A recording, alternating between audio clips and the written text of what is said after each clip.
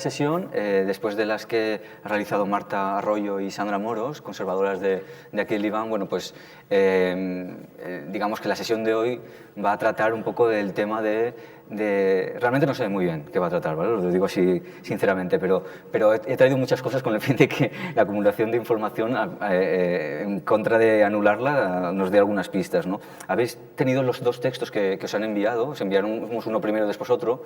El primer texto, que es el bueno, es el de Miguel Morey, y que está extraído de este seminario, que realmente es un seminario, unos seminarios que se hacían, jornadas de estudio de la imagen de la Comunidad de Madrid, en concreto las jornadas número 12, que se realizaron en el año, si no recuerdo mal, 2006, que lleva por título Registros imposibles, el mal de archivo.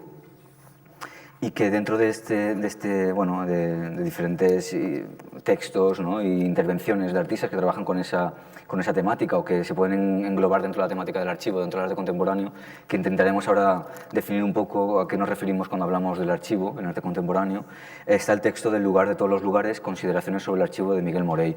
Miguel Morey es un gran filósofo, ¿no?, que sobre todo muy especialista de la obra de Michel Foucault, de Gilles Deleuze y de Nietzsche también. De hecho, su tesis fue sobre Nietzsche. Después ha estudiado muchísimo determinados conceptos. Bueno, si habéis leído el texto se ve claramente, ¿no?, cómo analiza en determinadas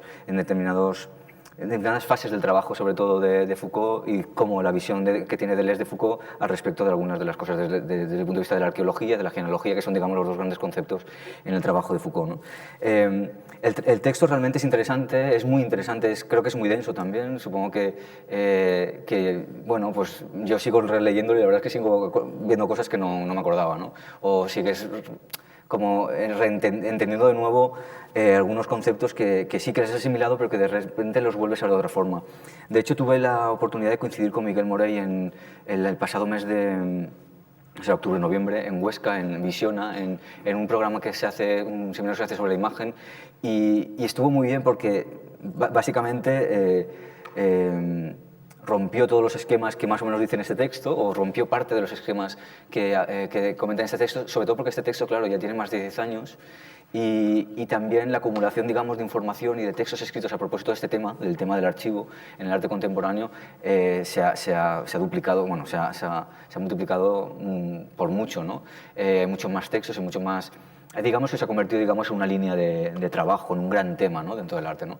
Esto, y bueno, y él directamente empezó la conferencia cargándose, ¿no?, el concepto que todos los que trabajamos en el mundo del arte tenemos del archivo según había hablado Foucault, con lo cual pues, nos dejó todos un poco así a la intemperie, como creo que está bien quedarse a veces, ¿no?, cuando estás hablando de conceptos que son difíciles de definir y que muchas veces, cuanto más intentas definirlo, más se te escapan, ¿no?, un poco de las manos. Bueno, el texto realmente plantea digamos, una idea principal, que es que hemos pasado de la época, digamos, hablando del tema del conocimiento, ¿no?, de la época de la biblioteca a la época del archivo, ¿no? Él habla de que la época de la biblioteca o de la biblioteca en general es cuando el saber estaba, digamos, organizado, ordenado, jerarquizado, y había además, el saber estaba, digamos, guardado y reservado en un espacio en el que para acceder a él también se tenía que tener una serie de cualidades, y quien salía de ahí salía transformado en cierta forma, ¿no?, por ese conocimiento, por ese saber, ¿no? Cuando él habla de que hemos pasado de la biblioteca al archivo, lo que está diciendo es que el archivo ya no es ir a un espacio sacrosanto donde todo está, digamos, catalogado, donde hay una jerarquía de conocimiento, sino que el archivo es que todos, cada uno de nosotros, nos organizamos ese conocimiento, ese saber, de la forma que a nosotros nos viene en gana, ¿no?, y de la forma que nosotros consideramos oportuna. Por lo tanto, el saber de la biblioteca, como él dice en un momento dado, se decía que Hegel en su momento era la persona que llevaba la biblioteca de su tiempo en la cabeza, ¿no? Con el archivo él dice que eso es imposible, ¿no? Nadie puede contener en absoluto toda la variedad, digamos, el océano inmenso que supone trabajar de forma archivística, ¿no? Que forma archivística es atender a cualquier información, por aparentemente no importante que resulte, con el mismo énfasis, ir a esas fuentes, tanto las principales como las no principales, con la misma intensidad, ¿no? Sería un poco la idea, ¿no? Por lo tanto, dice que precisamente el archivo tiene sentido no tenerlo en la cabeza y no aprendérselo, sino ir al archivo, recurrir al archivo cuando se necesita, ¿no? Esa sería un poco la idea principal, ¿no?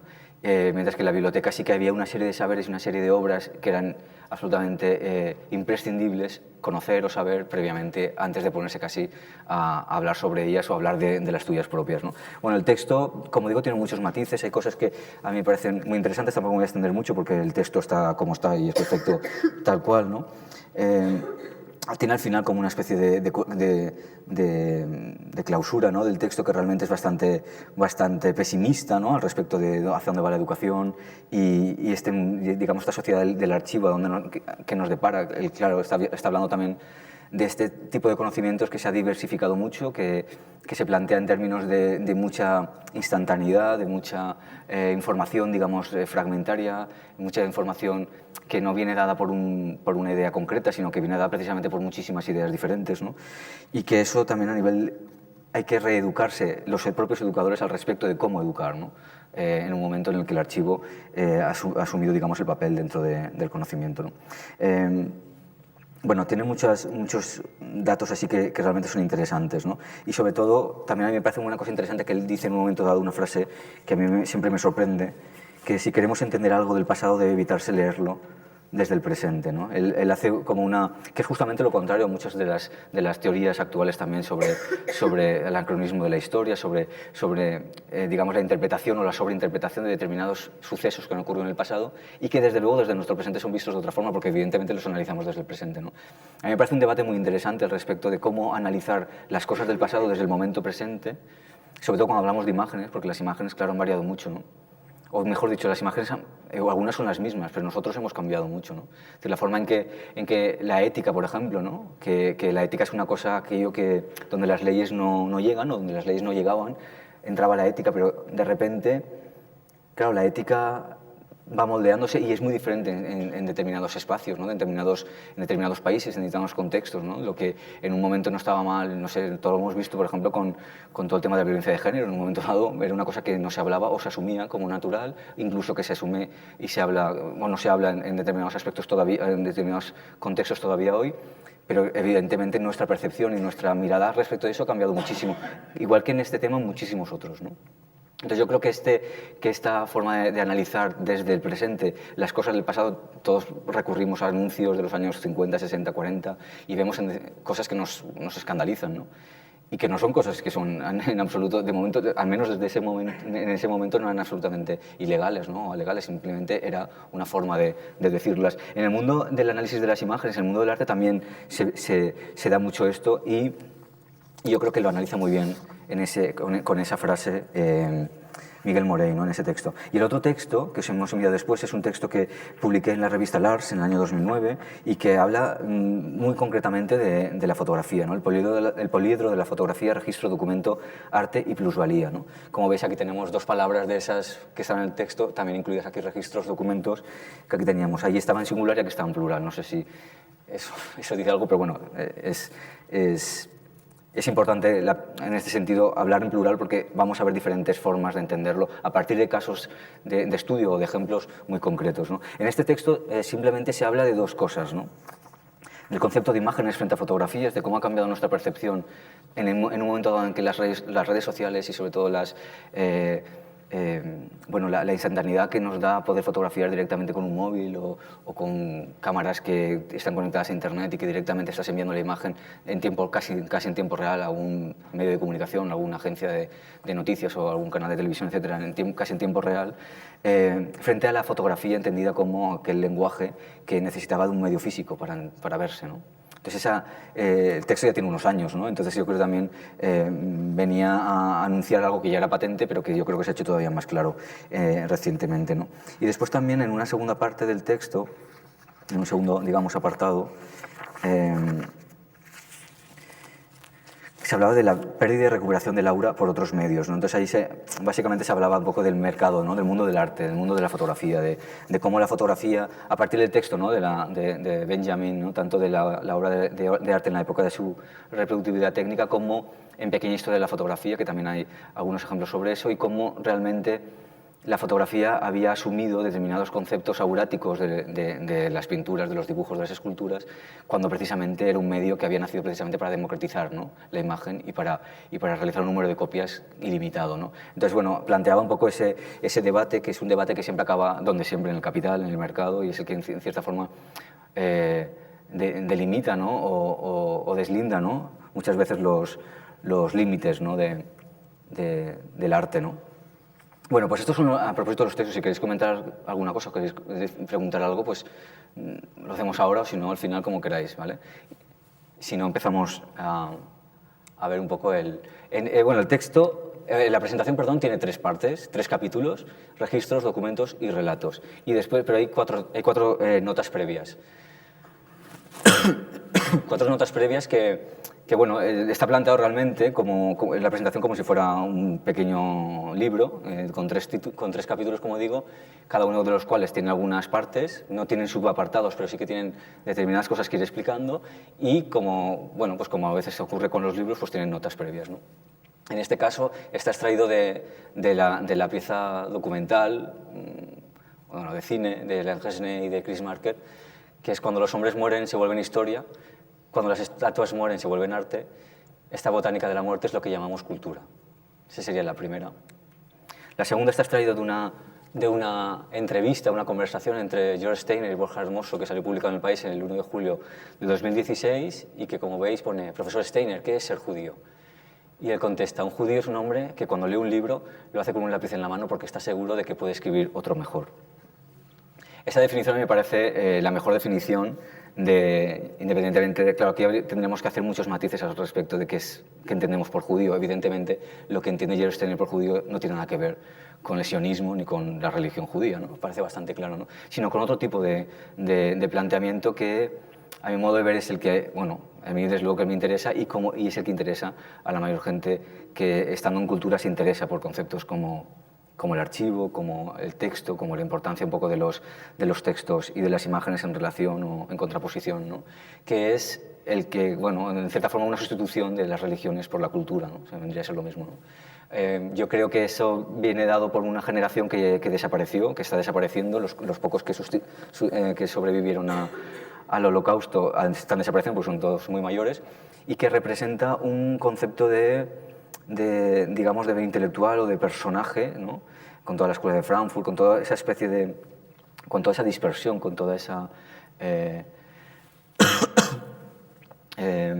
dispersión de intelectuales y de gente corriente, normal y corriente, pero que vivían de una forma determinada, que lo interesante que tenían precisamente, primero, eran europeístas, algo que hoy en día está claramente en crisis, y por otro lado, precisamente eran europeístas porque eran de una raza, o de llamémoslo así, ¿no?, sin Estado, ¿no? Creo que el problema también viene cuando se genera un Estado, ¿no?, para contenerlos, ¿no? Para contener un poco, en algunos casos, lo incontenible, ¿no? Y sobre todo contenerlo a través de preceptos meramente religiosos, ¿no? Y, por otro lado, en ese europeísmo yo creo que también se planteaba además una cuestión precisamente de no luchas de países, sino más bien de suma de ideas, a propósito de una cultura propia, ¿no? Una cultura propia, ¿no? Que sería un poco lo suyo. Bueno, esta es la segunda nota, no me quiero extender más. La tercera es el texto, digamos, que es a partir de una conferencia de Jacques Derrida en el año 94, la conferencia, y que se convierte en texto en el año 95, El mal de archivo, que realmente es un poco bueno, no es que antes de eso no se hablara en absoluto del archivo, pero sí que es el texto fundacional a partir del cual se genera una serie digamos, de mirada al archivo de una forma contemporánea, podríamos decir, ¿no? Y donde se empiezan a analizar prácticas archivísticas o prácticas a partir del archivo, o prácticas que tenían en cuenta, ahora veremos diferentes formas, pero que tenían en cuenta o bien la información del archivo o bien imágenes que estaban muy vinculadas con temas del archivo, y se empiezan, digamos, como el pistoletazo de salida a partir del cual se empiezan a generar y se empiezan a ver a partir de entonces de otra forma, ¿no? Me parece muy interesante porque creo que está hablando un poco de lo que estábamos comentando hace un momento. Es decir, no comencemos por el comienzo, ni siquiera por el archivo, sino por la palabra archivo. Y por el archivo de una palabra tan familiar, arqué. Arqué, recordemos, nombra a la vez el comienzo y el mandato. Este nombre coordina aparentemente 2 principios en uno. El principio según la naturaleza o la historia, allí donde las cosas comienzan, decir, principio físico, histórico u ontológico, más también el principio según la ley, allí donde los hombres y los dioses mandan, allí donde se ejerce la autoridad, el orden social, en ese lugar desde el cual el orden es dado, principio nomológico. Claro, a mí me parece que lo importante de esto es entender que el archivo tiene que ver con el poder. Yo creo que eso es lo fundamental. Lo que yo creo que está como latente en muchas cosas, y es evidente, porque las Sagradas Escrituras al final era el texto y quien ostentaba las Sagradas Escrituras y quien ostentaba el poder. Es decir, eso viene así desde que la cultura o la historia es historia. Entendía la cultura como judio-cristiana, ¿no? Como la que conocemos, la que es nuestra, ¿no? Digamos, la que entendemos como propia, ¿no? Entonces, claro, entender el archivo como el espacio no solamente que determina aquello que podemos, digamos, hablar o enumerar o catalogar, sino que el que posee esa información es el que realmente tiene el poder, a mí me parece realmente importante y que se presta además, que está, digamos, en la etimología de la propia palabra, ¿no? Que eso me parece también importante. Bueno, para contrarrestar tanta seriedad, pues aquí hay una muy interesante cita de Valentín Roma, que ocupa dos partes. Valentín Roma es un historiador del arte, comisario de exposiciones y crítico que ahora mismo dirige la Virreina, Centre de la Imatge, en Barcelona, y que este es un texto que salió publicado en un libro que tuve la oportunidad de editar en la Sala Parpaillot con motivo de una exposición que se llama Herramientas del Arte, Relecturas, y que se llama El Arte en Cuestión. Y él hizo un abecedario blasfemo del arte, ¿vale? Y la primera blasfemia era el archivo. Dice, Jacques Derrida nunca pudo imaginarlo, ni siquiera al escribir su mal de archivo. Por eso quizás sería más justo, en lugar de hablar de un mal, referirse a una auténtica maldición, una epidemia propagada a través de esa maravillosa metáfora hospitalaria del cubo blanco, el white cube, del white cube. Sea por vía venal o por inducción, ya podemos afirmarlo. El archivo es una más, categoría del mundo del arte, un tag, pero también una denominación de origen que legitima y, sobre todo, alimenta la voracidad de los circuitos comerciales y de ciertos escenarios de visibilidad. Da igual su origen estrictamente policíaco, su uso primero como estrategia de control, como censo de la maldad. Los mecanismos de estetización desarrollados por todos los nuevos e inesperados profesionales del archivo son muy distintos y ampulosos. Sirven para hacer un Barcelona iTrip, para abrir un museo de Guantánamo, para explicar todas las historias del mundo, o para construir un archivo de archivos. Esos son citas de obras, ¿no? En todas las historias del mundo. De hecho, es una obra de Dora García, el archivo de archivos es de Montserrat Soto, etc., ¿no? Cualquier enfermedad, y el archivo ya lo es, tiene en el arte su apóstol o su mártir. Durero lo fue para la melancolía, Van Gogh para la esquizofrenia, Tapies para la tuberculosis, Warhol y Dalí para la celebridad, Keith Haring y Pepe Spaliu para el SIDA. La pregunta es, por tanto, tan simple como incontestable. ¿Qué artistas padecen hoy el mal de archivo? O mejor, ¿hay algún artista que no tenga entre sus patologías la del archivo? Bueno, realmente creo que es muy interesante porque responde, es un texto, pues una publicación de 2010, responde claramente a ese boom que ha experimentado el concepto de archivo en un momento dado en el que, bueno, parecía, como dice muy bien Valentín, que en un momento dado todo pasaba o todo tenía que ser archivo, ¿no? Es como esas modas que ocurren en el mundo del arte, se puede entender como una tendencia también en el mundo del arte, y de repente hubo una época en que todo el mundo se pasaba a la fotografía, en los 90, y una época en que todo el mundo trabajaba desde el punto de vista del archivo. Como en todos los casos, esto al final es una criba, y como criba que es, el cedazo se mueve y al final pues unos caen, la mayoría, y otros perduran, porque realmente ese era el modo que a lo mejor su trabajo sí que necesitaba para expresarse, ¿no? En otros casos devenía una moda y al final se convierte en eso, ¿no? En una moda para algunos, ¿no? Bueno, empezamos después de las notas introductorias con los capítulos. Que el primero es registros. Esto se queda cortado aquí, pero bueno, os digo, esto es un fotograma a propósito de Niza. Esto, bueno, supongo que algunos de vosotros estabais en la sesión que hicimos, o sea, en el curso que hicimos el año pasado de Entender el Arte. Yo di la primera sesión de todas y había hecho un apartado dentro de esa sesión que hablaba del archivo.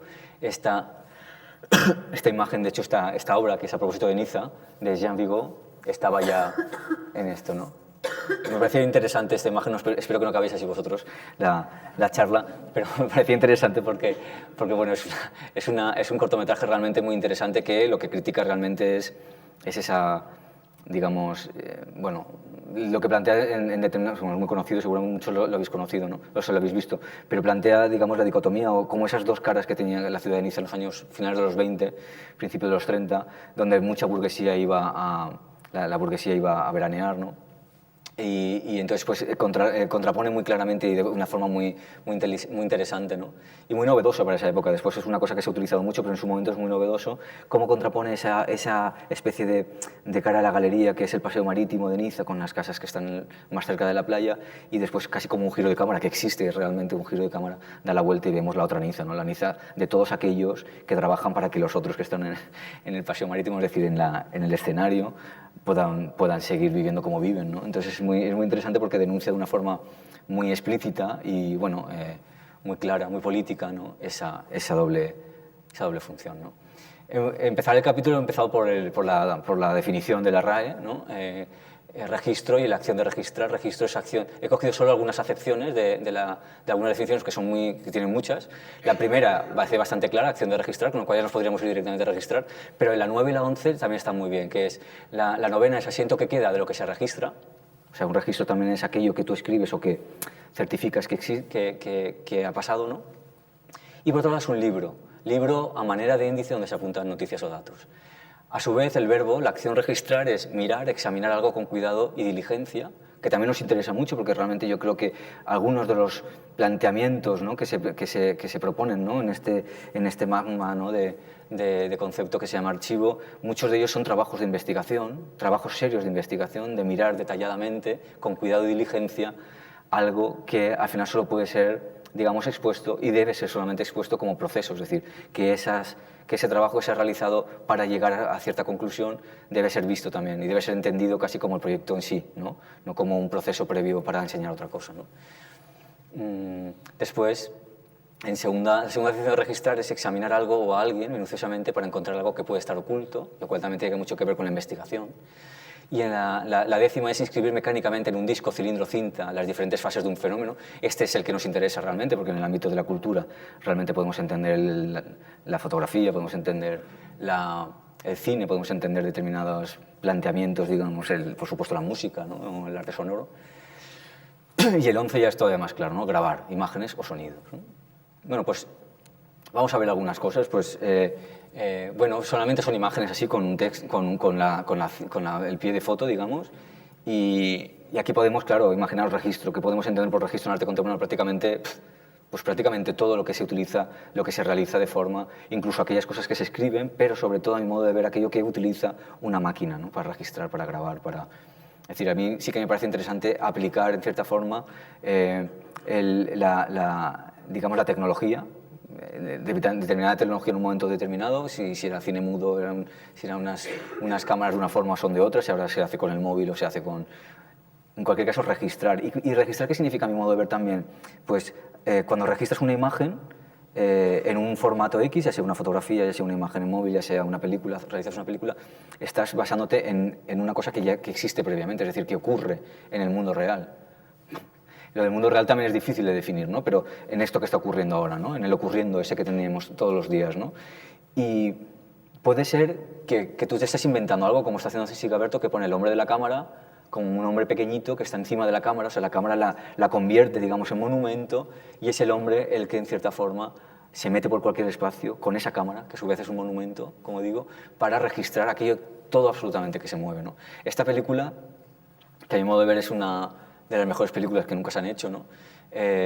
Consigue transmitir además todo ese entusiasmo, toda esa voracidad, ¿no? por grabar y por retener, por intentar en cierta forma delimitar o poseer o aprehender de la realidad todo aquello que se mueve, que existe y que evidentemente como se mueve y existe tiende a desaparecer, ¿no? Entonces yo creo que una cosa fundamental que yo creo que viene determinado por el archivo, por los registros, por la idea de intentar como, digamos, delimitar no, pero como intentar como parar, ¿no? Lo inevitable que es que todos, bueno, nacemos, vivimos, no morimos, ¿no? La cultura tiene esa capacidad de detener momentos, ¿no? De detener momentos en la historia de la cultura, en la historia de la civilización, en la historia universal nuestra, y se convierten en hitos, a veces en iconos, a veces funcionan en determinados momentos, a veces siguen funcionando siempre. lo que realizaba en un momento dado la pintura y el grabado y el dibujo, de repente cuando surge la fotografía, lo empieza a hacer la fotografía. Porque realmente en determinados momentos la pintura lo que hacía era ejercer, en cierta forma, era el archivador, el archivista que determinaba como una escena de una batalla, ¿no? de una batalla, cómo era en la cara de los reyes o los príncipes, poco a poco también de los intelectuales o de los escritores, de los nobles también. Entonces, claro, de repente eso lo empieza a hacer la fotografía, y al hacerlo la fotografía primero libera al artista de la presión de ser fiel a un... fiel, si se puede ser fiel, ¿no? Pintando, pero ser fiel a una realidad, y por otro lado le libra de esa presión, y al librarle de esa presión consigue que el arte sea algo mucho más que eso, ¿no? Es decir, ya no sea una representación de una realidad o una representación de una cosa que ocurre, sino una creación de otra cosa, ¿no? Por eso muchas veces se dice que el arte moderno y el arte contemporáneo es un constructor o un generador de realidad, ¿no? Ya no representa, sino que construye, ¿no? A mí eso me parece interesante, y en esta película claramente se ve, ¿no? Hay otra escena. Lo interesante de esta película es que, claro, él se mete en cualquier sitio, debajo del tren, de cualquier sitio que pueda ser grabado, ¿no? Y entonces realmente, claro, aquí se junta, digamos, podríamos decir así como el hambre y las ganas de comer, ¿no? Aquí se junta el interés de una persona como Siga Bertov por el mundo, digamos, por un nuevo lenguaje que es el cine, que es absolutamente, lo muestra de forma fantástica, porque hay que tener en cuenta que el año 29 el cine ya tenía sus 30 y pico años, pero lo que consigue Siga Bertov en esta película es enseñar al espectador y decirle que aquello que está viendo no es la realidad, sino que aquello que está viendo es una construcción que está haciendo él a partir de hechos reales, de situaciones que ocurren, ¿no? Y eso es así porque lo muestra primero haciendo esa especie de fotomontajes, ¿no? Y después porque consigue mostrar unas escenas y al mismo tiempo, inmediatamente después, esas escenas cómo están siendo vistas o están siendo montadas en el estudio de montaje, con lo cual te está diciendo que eso que estás viendo no es la realidad, sino es algo que yo estoy construyendo para que tú lo veas tal cual, ¿no? O sea, consigue, digamos, darte, digamos, el veneno de la cultura y el antídoto de cómo funciona en la misma cápsula, ¿no? Que es esta película maravillosa.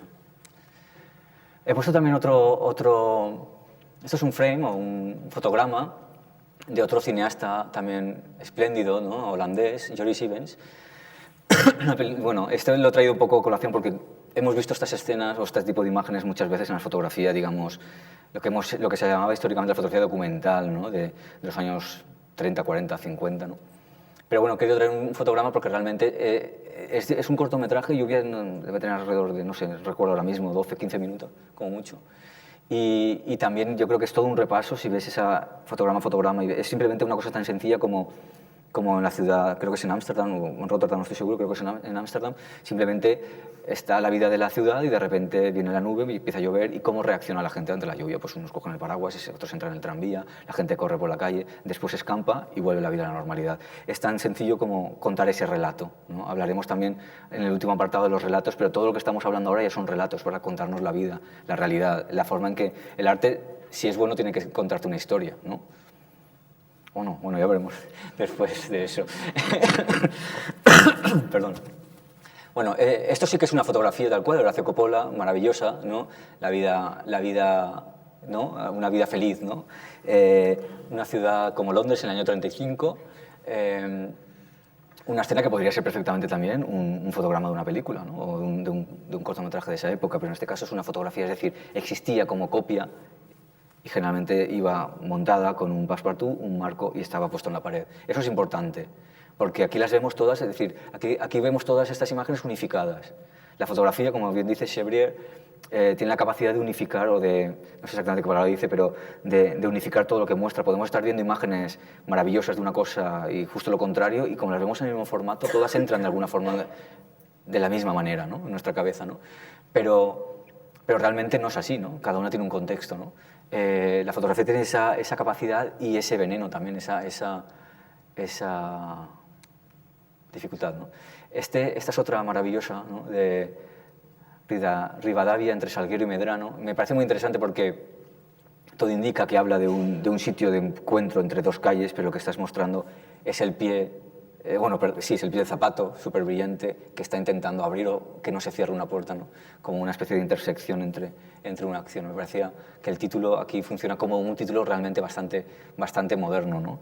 Donde está diciendo algo más de lo que la imagen muestra, ¿no? Pasamos a otros registros, ¿no? Vemos los registros, hemos visto algunos registros de cine, hemos visto ahora recientemente esos registros fotográficos que podrían ser innumerables, imaginaros ahí poder... He intentado evitar poner estos típicos del instante... el instante... de Bresson... Uy. Bueno, ya me iré acordando. He intentado evitar poner las típicas imágenes donde hay alguien dando un salto, que ese es el momento perfecto donde se hacía la fotografía, porque a mí lo que me parece que es interesante es que la fotografía siempre está mostrando un momento importante, ¿no? No hace falta que alguien salte, o que alguien se esté cayendo, o que esté ocurriendo algo. Cuando ocurre, además, ocurre también que esa imagen tiene algo de casualidad, de factualidad, que está muy bien, ¿no? Pero cualquier imagen está mostrando siempre el registro de una situación que, como dijo, ¿no? Roland Barthes, ya ha existido, pero ya no volverá más, ¿no? A existir, ¿no? Por eso siempre se ha relacionado la fotografía con un arte que es presencia y es ausencia al mismo tiempo, ¿no? Presenta una situación de un momento que ya no existe, ¿no? Digamos que nos vamos a otra situación muy diferente, y es esas fotografías que registraban, esos registros de performance o de happenings que empiezan a ocurrir de forma masiva, sobre todo a finales de los años 60. En este caso es uno bastante conocido de Marina Abramović y de Ulay cuando trabajaban juntos, y es tan sencillo como que se ponían así desnudos en la entrada, digamos, de una de las salas de la exposición. Entonces el público tenía que pasar a través de ellos y, evidentemente, de alguna forma u otra, tocarlos, ¿no? O evitar tocarlos, pero evidentemente que tocó por un lado, por arriba, por delante, por detrás, por arriba, por abajo. Es interesante. A mí, aparte de la acción, que me parece muy bonita, y que creo que ellos tienen algunas acciones que son, creo que siguen siendo hoy en día realmente novedosas, interesantes, y creo que siguen aportando cosas a la performance. Aparte de eso, creo que aquí lo interesante es hablar, como en el texto que os comentaba antes, de la plusvalía también del registro. El registro que en un momento dado, en un primer momento, sirve simplemente para registrar que aquello ha ocurrido, después se convierte en obra artística, ¿no? Y entonces pues, se amplía a tamaños desmesurados, porque claro, cuanto más tamaño, más valor, generalmente, a no ser que sea una fotografía de época, una fotografía vintage, que entonces tiene el valor de haber sido tomada en ese momento y no necesariamente del tamaño de la propia copia. Pero a mí me parece interesante hablar de la fotografía, del registro fotográfico, como cuando sirve en un momento dado de algo que no va a existir más, es decir, eso existió durante una tarde seguramente y ya no volvieron a hacerlo, o aunque lo repitieran, es decir, ocurre en ese momento y tiene sentido porque en ese momento está pasando, y porque hay determinadas personas que están atravesando a través de ellos dos, de esos dos pilares, de esas dos cariátides en carne viva, ¿no? Están pasando a través de esos para acceder a otro espacio. Realmente, lo interesante realmente de la acción es eso, el momento en el que pasa, por muy corta o por muy efímera que sea, ¿no? La fotografía no solamente aquí entonces nos dice que aquello ocurrió, sino también está dándole un precio a aquello que ocurrió, y que seguramente no tenía mucho valor, pero no tenía un precio, ¿no? En ese momento, ¿no? Después, bueno, otro tipo de fotografía documental muy diferente que plantea también de nuevo las relaciones con la realidad, es decir, con lo más directo. La serie Tulsa de Larry Clark, seguramente una de las series así más impactantes, más interesantes, donde realmente aquí el fotógrafo lo que hace es vivir porque él era uno de ellos, vivir con drogadictos, vivir de una forma en la que realmente, vivir digamos en el lado oscuro, ¿no? Para precisamente que esa serie de fotografías, no precisamente por eso, supongo que porque era fotógrafo y vivía en esa situación, consiguió hacer unas fotografías que realmente siguen siendo tremendamente potentes, espeluznantes a veces, y realmente muy auténticas, muy vivas, muy verdaderas, ¿no?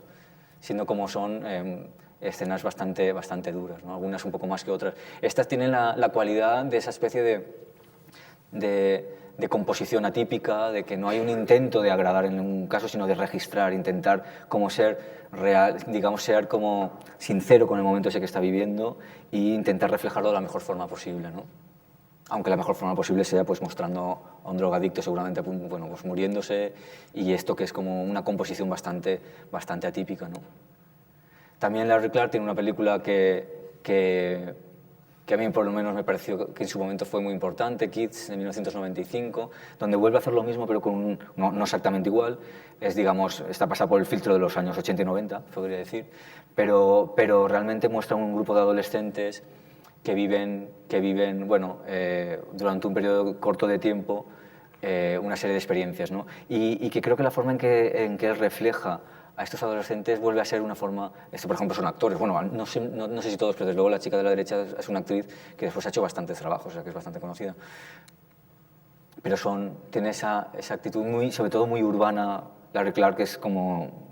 Bueno, en esta película muy de Nueva York, ¿no? Es todo la ciudad y los lugares donde estos jóvenes se mueven realmente es un personaje más, ¿no? Dentro de la historia, ¿no? Esta es la protagonista principal, ¿no? En una de las escenas últimas de la película, ¿no?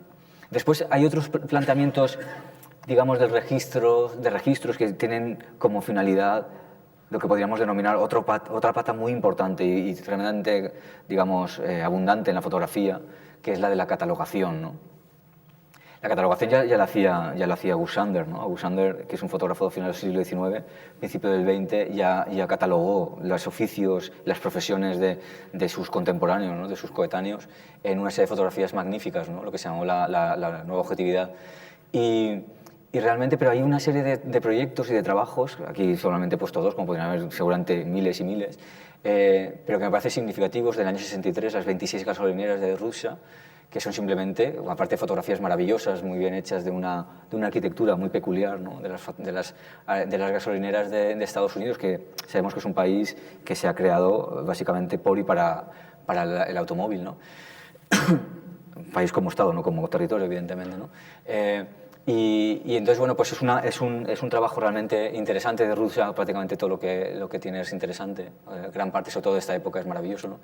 Y después esto es el libro, ¿no? Donde se ven publicadas. Aquí también entramos en otro apartado que bueno, también llevaría casi una propia sesión, que es el fotolibro, ¿no? La importancia de la fotografía, de los registros fotográficos, cuando realmente ya no existen tanto como obra, cuanto sí como libro. Y con más razón aún, porque ese libro, en cierta forma, como cualquier libro, aunque tú quieras mostrar una narración que no siempre es lineal y que igual es pretendidamente no lineal, siempre estás creando un ritmo, siempre estás creando un recorrido, ¿no? Un libro es un recorrido que en nuestra cultura se inicia de izquierda a derecha y que tiene un principio y un fin, aunque esto, ya digo, pueda ser alterado, ¿no?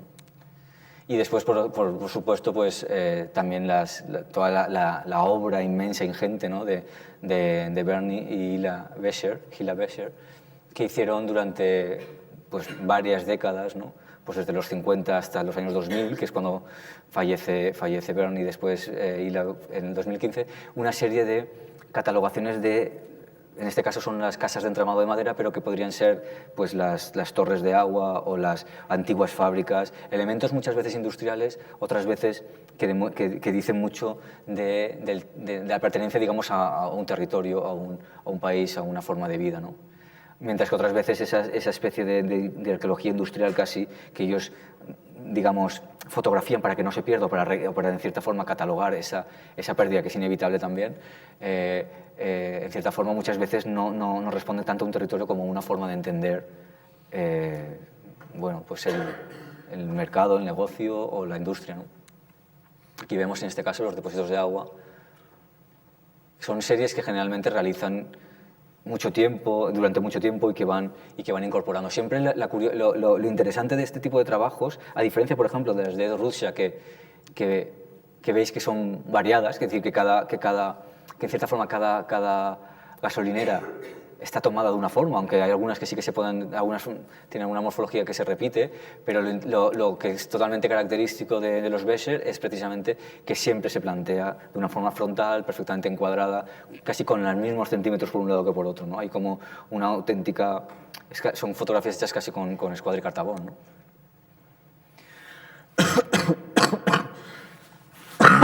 Perdón.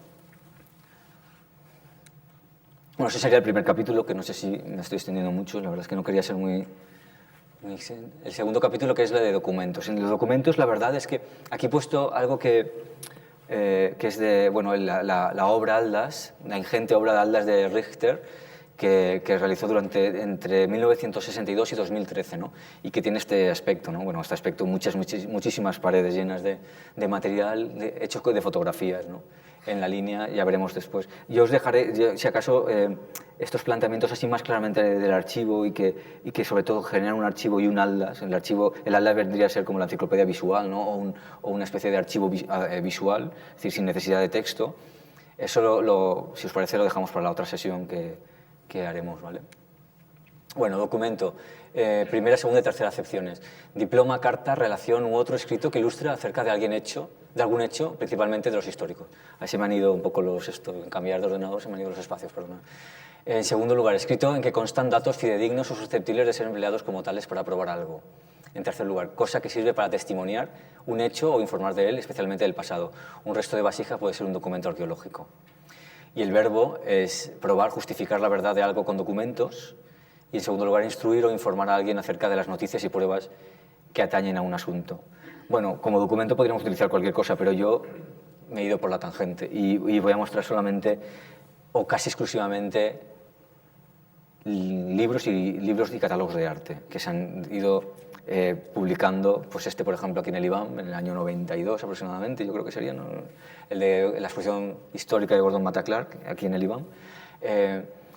Yo creo que una de las razones, a mi modo de ver, esto es totalmente una hipótesis sin fundamento, al menos de momento, ¿no? Que yo creo que muchas de todo el material que se ha generado recientemente, en concreto en España, pero en Europa, ¿no? En concreto, ¿no? En España es más concreto porque hemos llegado a todo esto bastante tarde, ¿no? O hemos empezado tarde, ¿no? Después de 40 años de dictadura, pues claro, había muchas cosas que estaban como negadas, ¿no?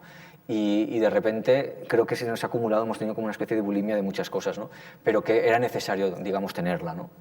Yo creo que, como digo, uno de los motivos por el que el concepto de archivo y toda esta línea, digamos, argumental del arte ha tenido más presencia recientemente, creo que es por la cantidad de literatura que se ha escrito últimamente sobre arte. Creo que la época reciente, podemos decir las 4 últimas décadas, desde luego en España las últimas 3 décadas, se han publicado más libros de arte y más catálogos que vamos, en la historia bueno, por supuesto de España, pero vamos, que se han publicado muchísimos libros catálogos, evidentemente muchos interesantes y muchos más sin interés casi, ¿no?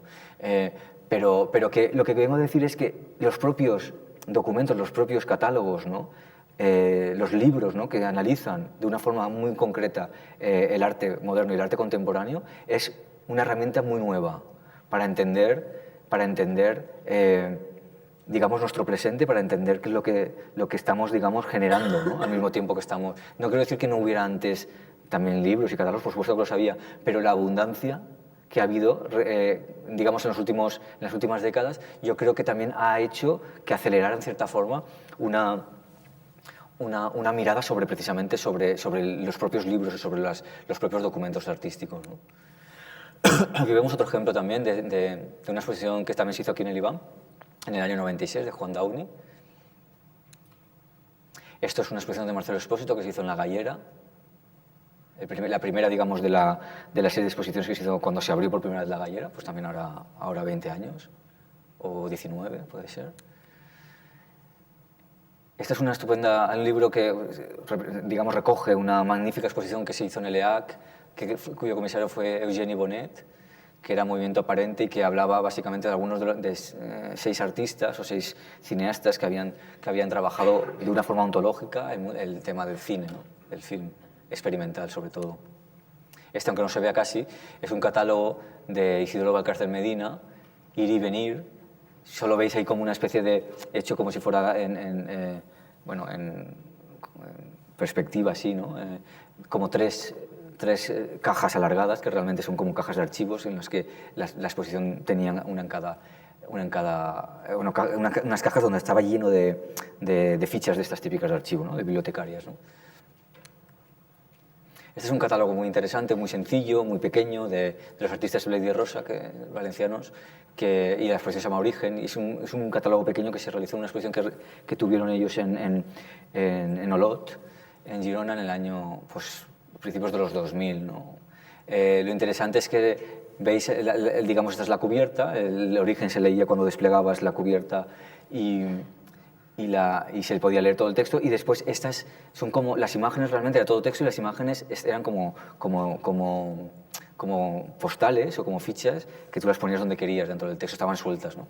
También me parece que es interesante hablar no solamente de la importancia de que haya habido catálogos, sino de la evolución también de los catálogos, ¿no? De esos documentos de arte. Claro, yo podía haber hablado de documentos de la historia, que se supone que es lo que tenía que hablar cuando hablar del archivo, pero me interesaba utilizar la idea del libro, es decir, de los libros que se han ido realizando, y que algunos proyectos en sí mismos son libros, es decir, o que son libros y que se entienden como exposiciones. A mí eso me parece también que es importante saberlo, que todas las exposiciones no tienen por qué tener el aspecto, digamos, de display espacial, aunque lógicamente el 99,9% de ellas lo son, porque también el espacio es importante, pero hay algunas exposiciones o algunos libros, por ejemplo, el ejemplo que tenemos ahora más reciente es Xavier Arenós, la exposición que se inauguró la semana pasada, y que cuyo catálogo, libro, está a punto de salir, yo supongo que igual mañana lo tenemos aquí.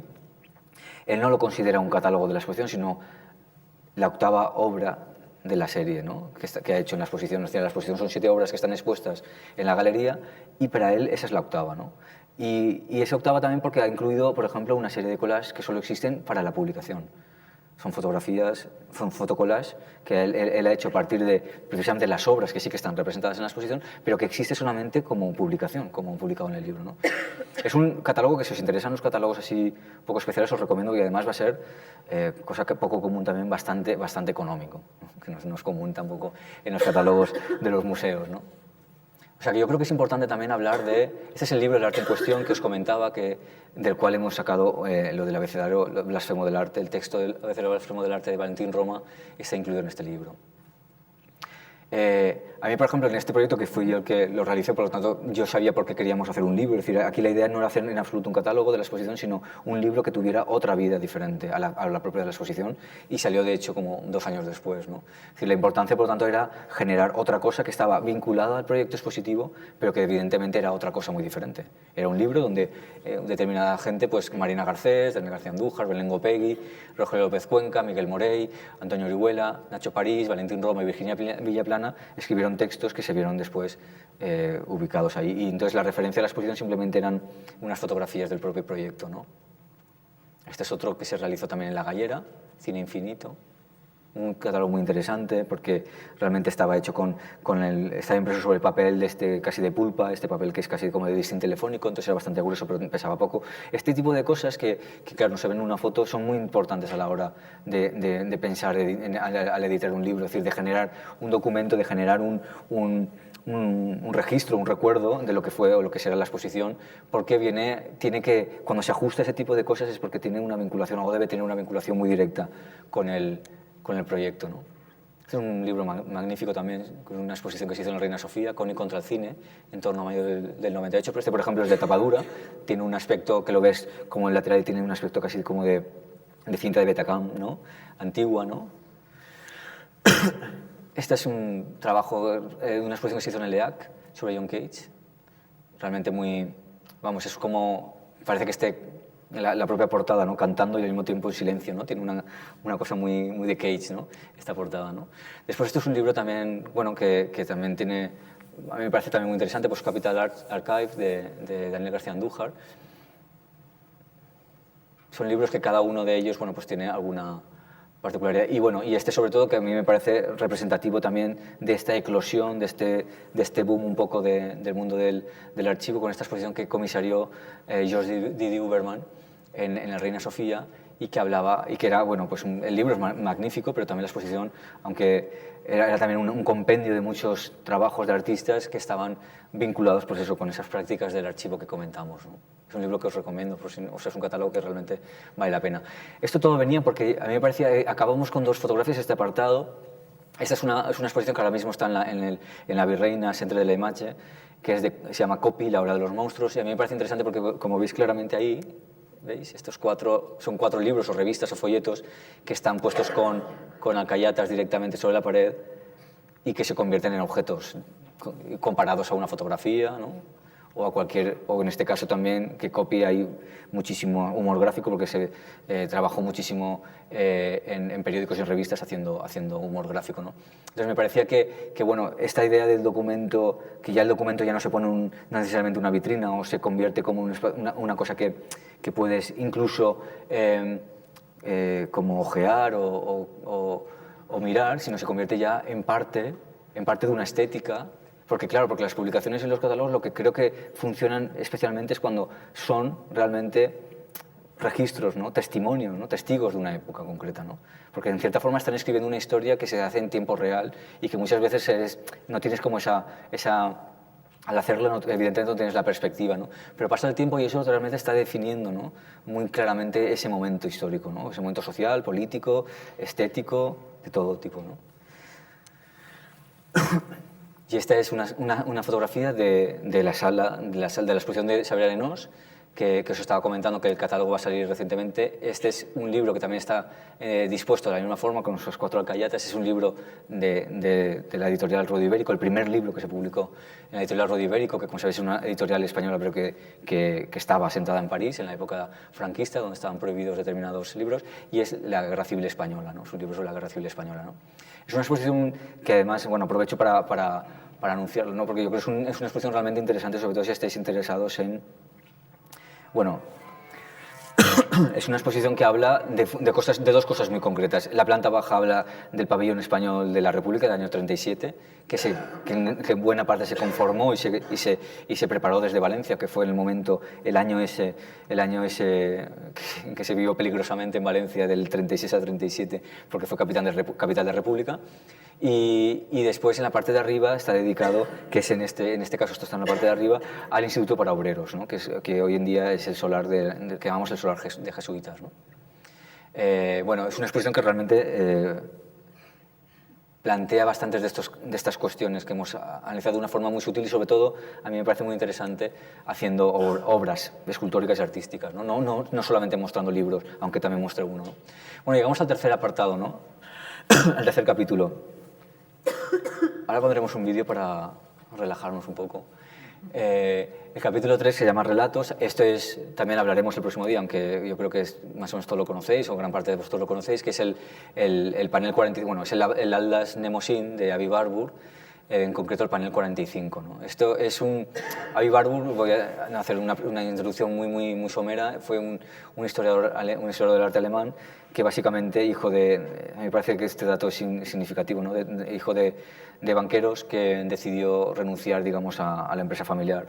Él era, digamos, el hijo mayor, ¿no? El que tenía que hacerse cargo de tal, y entonces se lo cambió a su hermano, que era más pequeño, a cambio de que les siguiera dando dinero para comprar libros y hacer una biblioteca, ¿no? La biblioteca de Avi Warburg se convirtió en un referente en su momento, en Hamburgo. Él murió antes de la... Él murió en el 20, no recuerdo, 20 algo, 20... No, ese es sí, pero sí, en el mismo año, claro, porque se quedó incompleto, o sea, que murió en el 29, o sea, 4 años antes de la ascensión al poder de Hitler, pero cuando llega Hitler, pues, claro, se trasladan gran parte de esa biblioteca a Londres, ahí sigue estando el Instituto Warburg, pero también en Hamburgo lo han, en cierta forma, lo reabrieron, o en cierta forma está también activo, ¿no? A mí lo que me parece interesante, bueno, los paneles lo que tienen interesante es que son un atlas. Evidentemente un atlas es como contar la historia a partir exclusivamente de imágenes, ¿no? Y entonces y él era un gran especialista, sobre todo del arte del Renacimiento, y un enamorado de Florencia, y bueno, llegó a conclusiones a propósito de los artistas del Renacimiento y de sus trabajos que, bueno, que los vinculó con la religión cuando en ese momento se pensaba precisamente, o con lo espiritual cuando en ese momento precisamente se pensaba que el Renacimiento era justo lo contrario, ¿no? Era el hombre por encima de la religión o así, ¿no? Bueno, es una historia fantástica, maravillosa, y el panel es muy interesante. La definición de relato: conocimiento que se da generalmente detallado de un hecho. Narración o cuento. Lo interesante de estos dos es que se pueden combinar, ¿no? Y que cuando se combinan yo creo que es muy interesante, ¿no? Cuando tú conoces algo, un conocimiento que se da de algo, de un hecho relatado, y encima lo cuentas como un cuento, creo que tiene bastante más sentido, ¿no? Vamos a ver si podemos... Ah, no, tengo que hacerlo yo, ¿no? Sí. Apagamos un poco las luces también. Y pones... Tengo que dar.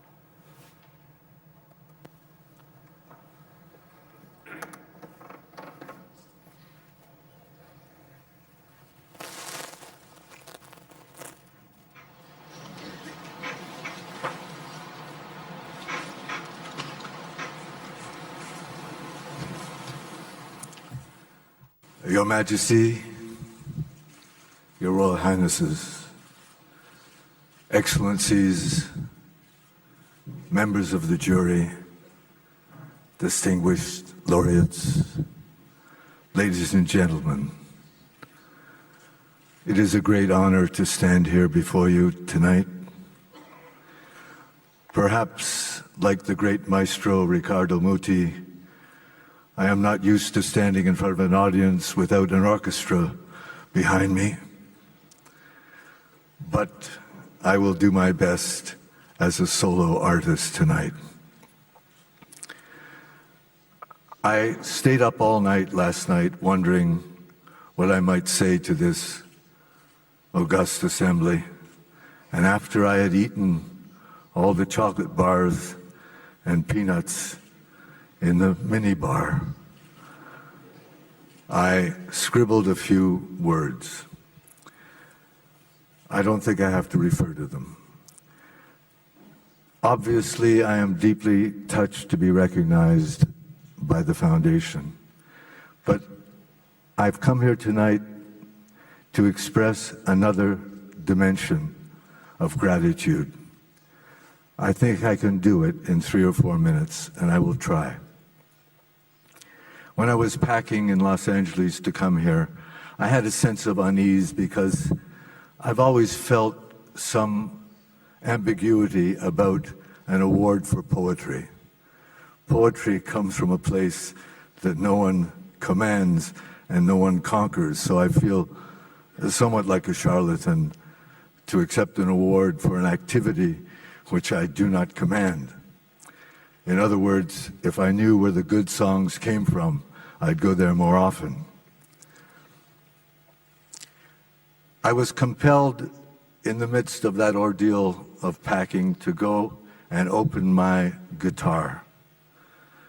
I have a Conde guitar, which was made in Spain in the great workshop at number 7 Gravina Street, a beautiful instrument that I acquired over 40 years ago. I took it out of the case, I lifted it, it seemed to be filled with helium. It was so light. And I brought it to my face. I put my face close to the beautifully designed rosette, and I inhaled the fragrance of the living wood. You know that wood never dies. I inhaled the fragrance of cedar, as fresh as the first day that I acquired the guitar. And a voice seemed to say to me, "You are an old man, and you have not said thank you. You have not brought your gratitude back to the soil from which this fragrance arose." And so I come here tonight to thank the soil and the soul of this people that has given me so much. Because I know, just as an identity card is not a man, a credit rating is not a country. Now, you know of my deep association and confraternity with the poet Federico García Lorca. I could say that when I was a young man, an adolescent, and I hungered for a voice, I studied the English poets, and I knew their work well, and I copied their styles, but I could not find a voice. It was only when I read, even in translation, the works of Lorca, that I understood that there was a voice. It is not that I copied his voice. I would not dare. But he gave me permission to find a voice, to locate a voice, that is, to locate a self that is not fixed, a self that struggles for its own existence. And as I grew older, I understood that instructions came with this voice. What were these instructions? The instructions were never to lament casually. And if one is to express the great inevitable defeat that awaits us all, it must be done within the strict confines of dignity and beauty. And so I had a voice, but I did not have an instrument. I did not have a song.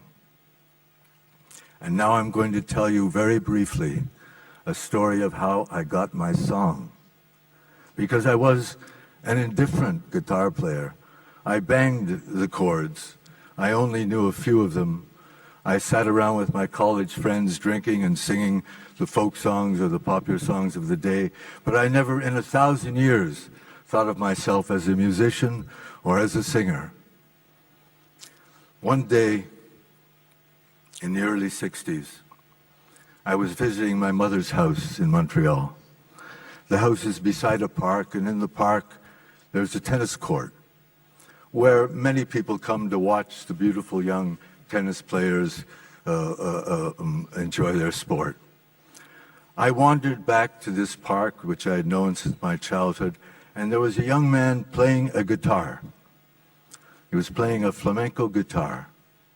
And he was surrounded by 2 or 3 girls and boys who were listening to him. I loved the way he played. There was something about the way he played that captured me. It was the way I wanted to play and knew that I would never be able to play. And I sat there with the other listeners for a few moments, and then there was a silence, an appropriate silence. I asked him if he would give me guitar lessons. He was a young man from Spain, and we could only communicate in my broken French and his broken French. He didn't speak English. And he agreed to give me guitar lessons. I pointed to my mother's house, which you could see from the tennis court, and we made an appointment. We settled a price, and he came to my mother's house the next day, and he said, "Let me hear you play something." I tried to play something. He said, "You don't know how to play, do you?" I said, "No, I really don't know how to play." He said, "First of all, let me tune your guitar. It's all out of tune." So he took the guitar and he tuned it. He said, "It's not a bad guitar." It wasn't the Conde, but it wasn't a bad guitar. So he handed it back to me. He said, "Now play." Couldn't play any better. He said, "Let me show you some chords." And he took the guitar and he produced a sound from that guitar that I'd never heard. And he played a sequence of chords with a tremolo. And he said, "Now you do it." I said, "It's out of the question. I can't possibly do it." He said, "Let me put your fingers on the frets." And he put my fingers on the frets. And he said, now play." It was a mess. He said, "I'll come back tomorrow." He came back tomorrow. He put my hands on the guitar. He placed it on my lap in the way that was appropriate. And I began again with those 6 chords, 6-chord progression that many, many flamenco songs are based on. I was a little better that day. The third day improved, somewhat improved. But I knew the chords now, and I knew that although I couldn't coordinate my fingers with my thumb to produce the correct tremolo pattern, I knew the chords. I knew them very, very well by this point. The next day, he didn't come. He didn't come. I had the number of his boarding house in Montreal. I phoned to find out why he had missed the appointment, and they told me that he'd taken his life, that he committed suicide. I knew nothing about the man. I did not know what part of Spain he came from. I did not know why he came to Montreal. I did not know why he stayed there. I did not know why he appeared in that tennis court. I did not know why he took his life. I was deeply saddened, of course. But now I disclose something that I've never spoken in public. It was those 6 chords. It was that guitar pattern that has been the basis of all my songs and all my music. So now you will begin to understand the dimensions of the gratitude I have for this country. Everything that you have found favorable in my work comes from this place. Everything that you have found favorable in my songs and my poetry are inspired by this soil. So I thank you so much for the warm hospitality that you have shown my work, because it is really yours, and you have allowed me to affix my signature to the bottom of the page. Thank you so much, ladies and gentlemen.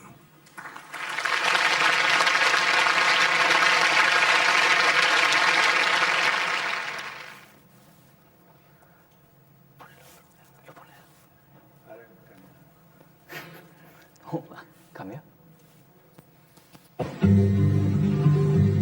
Jorge. Vale, perfecto. Vale, pues... deja de esto. Aquí. Bueno, pues después de ver esto, yo creo que lo del relato queda bastante explicado, ¿no? Creo que pocas explicaciones hacen falta, ¿no? Es el mejor relato que se puede... Cómo se puede contar una vida a partir de, en 10 minutos, a partir de un hecho tan significativo y que realmente, bueno, para él justifica el resto, ¿no? Bueno, me parecía importante poner esto porque realmente primero rompe un poco toda esa mirada siempre endogámica que tenemos los que hablamos del arte, ¿no? Que siempre parece que solo existe el mundo del arte para hablar de las cosas. Y en segundo lugar, porque creo que realmente el relato es eso, ¿no? Lo que decía claramente, ¿no? Una narración, un cuento y conocimiento que se da generalmente detallado de un hecho, ¿no?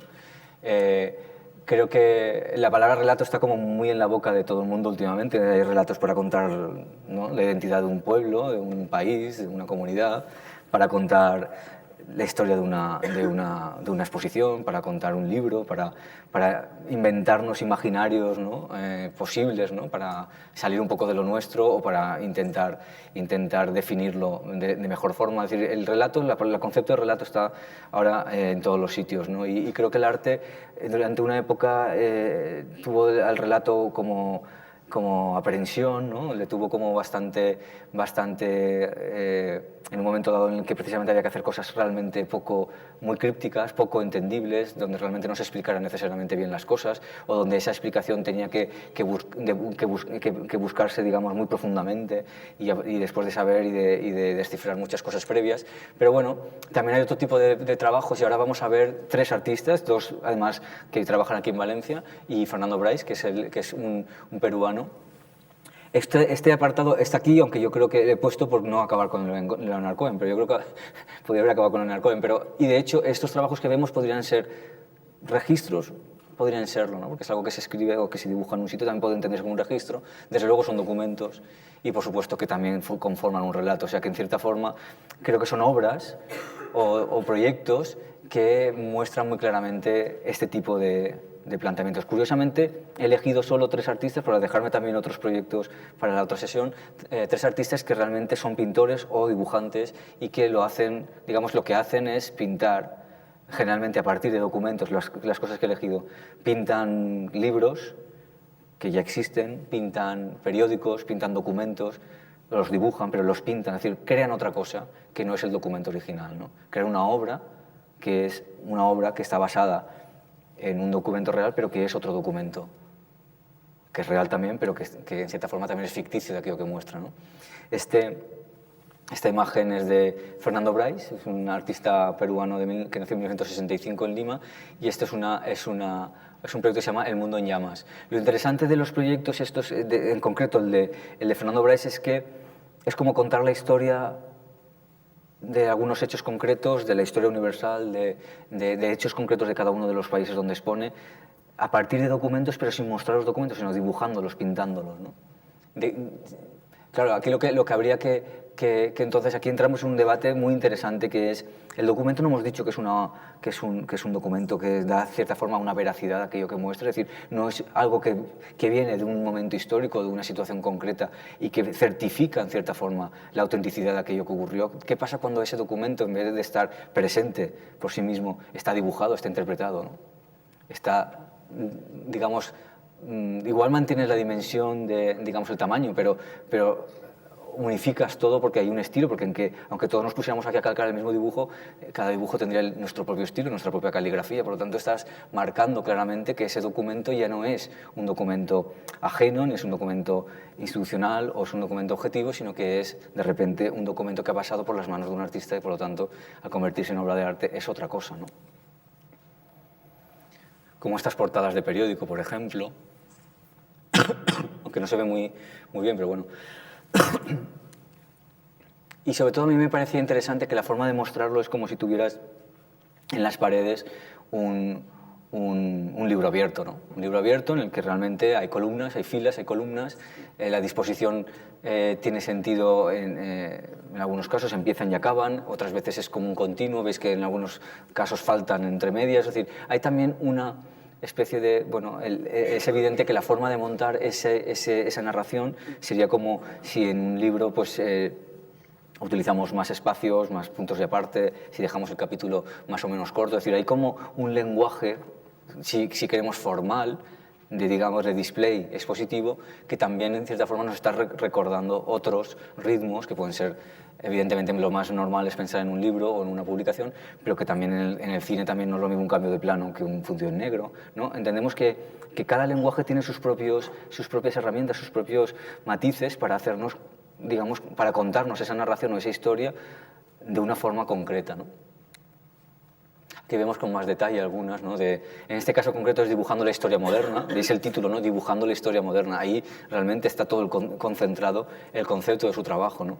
La historia moderna, pero yo la estoy dibujando, por lo tanto hay como una visión no solamente de lo que estoy haciendo, sino de lo que elijo, que para mí es la historia moderna. Claro, ahí hay una edición, digamos un filtro previo, que es que elijo para mí, que decido que para mí es la historia moderna.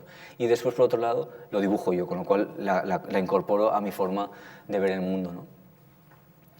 Estos son los fusilados, ¿no?, de Chateaubriand, que es una serie de 30, 4, 6, 8, 10, 12, 14, de 30, sí, de 30 retratos o de 30 personajes, ¿no? Bueno, no son 30, pero 30 dibujos, algunos de ellos, como vemos, son solamente como un documento.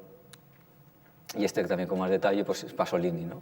Que es un retrato de Pasolini que claramente dibujado y después pues esto también de alguna forma una página de periódico, una hoja de periódico de un diario también dibujado, ¿no?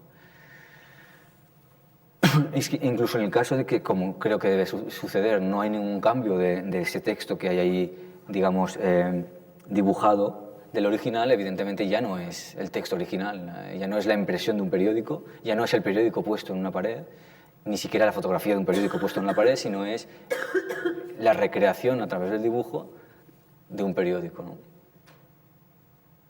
Es decir, lo que quiero decir es que ya no solamente está el registro ese de dibujarlo y ya no es el documento al que remite, sino que exactamente hay un relato que está contando, que tiene la particularidad de estar siéndose contado por una persona en concreto, ¿no? Es decir, por Fernando Bryce o como por Chema López, por ejemplo, en este caso, ¿no? Que he puesto dos ejemplos cercanos, además son amigos y conozco su trabajo bastante bien, son Chema López y Chisco Mensua, y han trabajado de forma, podría haber puesto muchos más, ¿eh? No es que quiere decir que solamente trabajen ellos en esta línea, pero también esta obra se llama Duelo y es el dibujo de dos portadas de libros, de dos libros, ¿no? No solo es la portada, porque se ven también las muescas del libro, se ve como el uso de ese libro, es el objeto dibujado, ¿no? Si bien solo se ve la parte frontal, ¿no? Estos libros blancos de temas oscuros, que es La literatura y el mal de Georges Bataille, España negra, no veo bien el autor, de Roberto Bolaño es La literatura nazi en América, y esta es la de Historia universal de la infamia de Borges, ¿no? Vemos aquí un detalle de uno de ellos.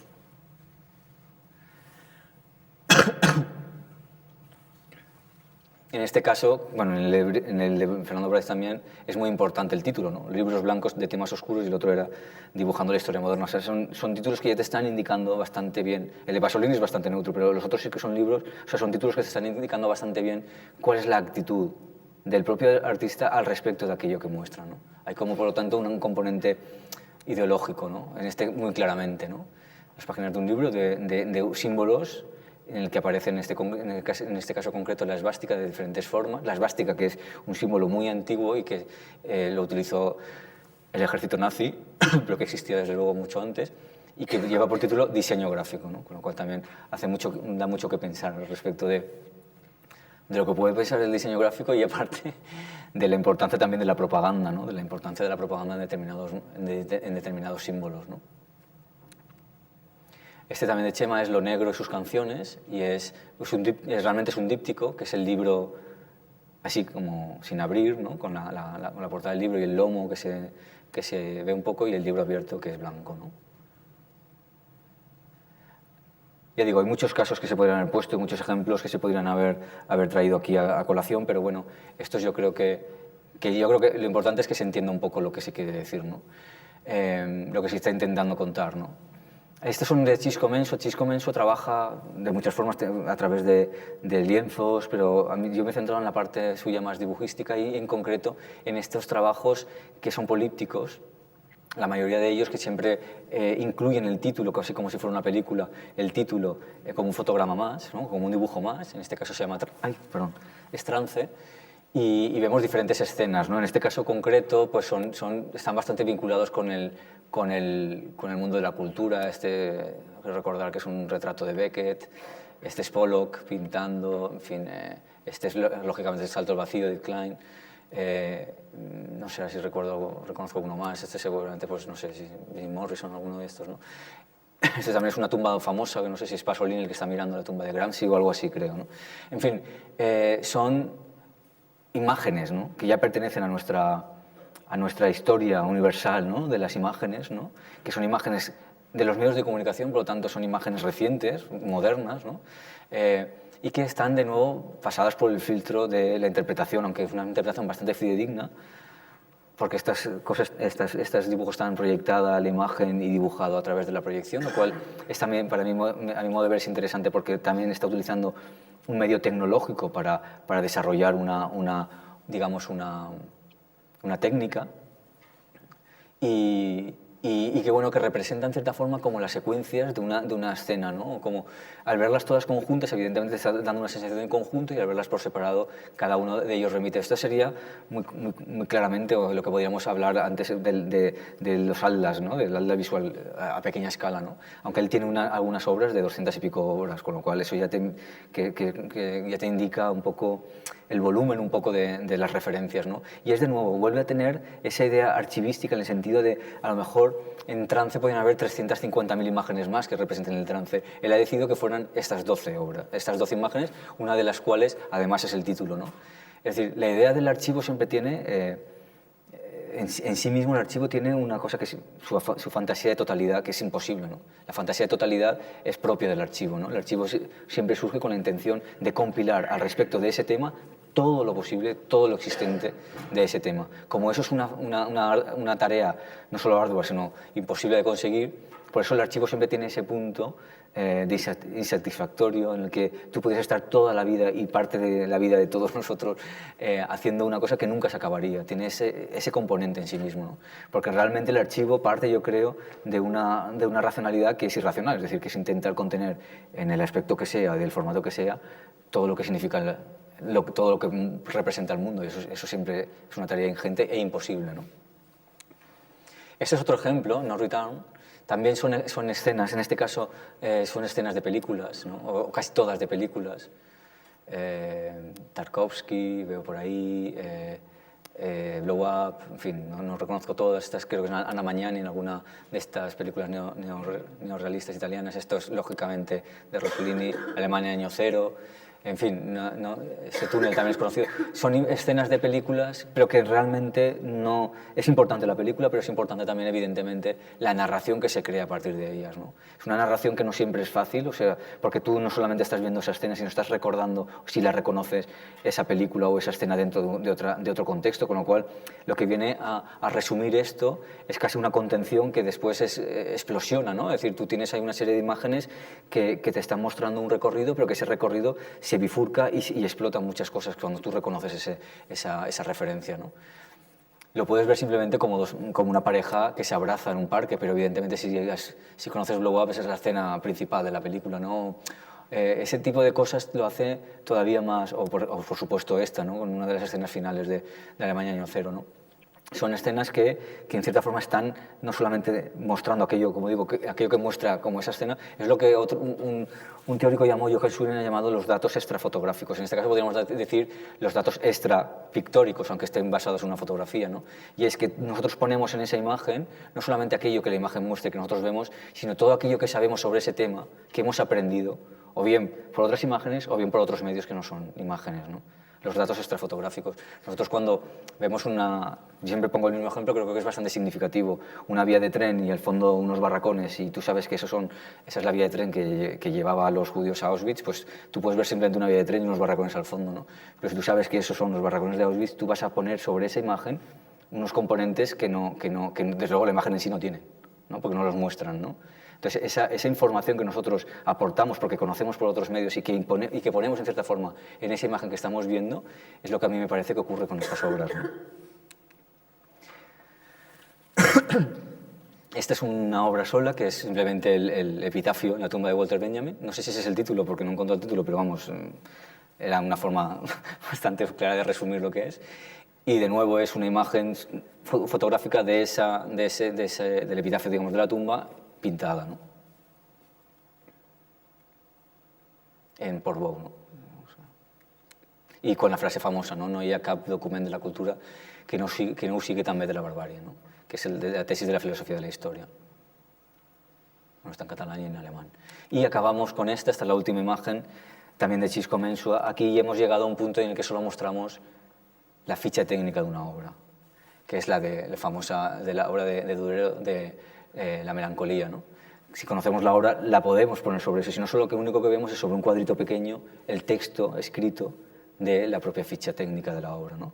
Esto también, en cierta forma, bueno, no solamente nos habla de que evidentemente las palabras son imágenes también, ¿no? Igual que las imágenes pueden ser leídas, las palabras pueden ser vistas y son, de hecho, vistas y analizadas como imágenes, sino que también, en cierta forma, es como lo que hemos dicho antes, una presencia que es una ausencia. Estamos viendo la referencia a una obra que tenemos como muy clara en la cabeza, o no tan clara, pero que sabemos un poco cómo es, pero que en cierta forma aquí la importancia se está desviando la importancia del objeto digamos, a la información del objeto, ¿no? Esto en cierta forma también después me di cuenta que se vinculaba con esa cita que habíamos cogido de Valentín Roma.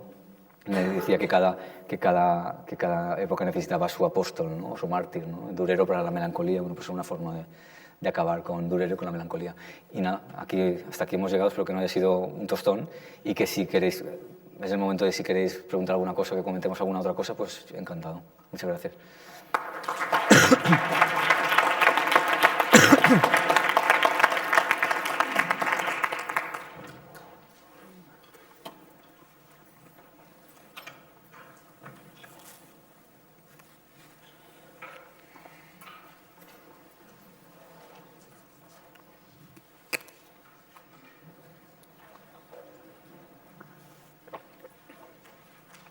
Bueno, pues nada, como veo que nadie se anima, pues muchas gracias por venir y os esperamos en la próxima sesión, que tenemos además una personalidad invitada, que es Ana Clet Ferrer, que siempre lo que habla es interesante, pero en este caso concreto va a hablar de las nuevas categorías estéticas.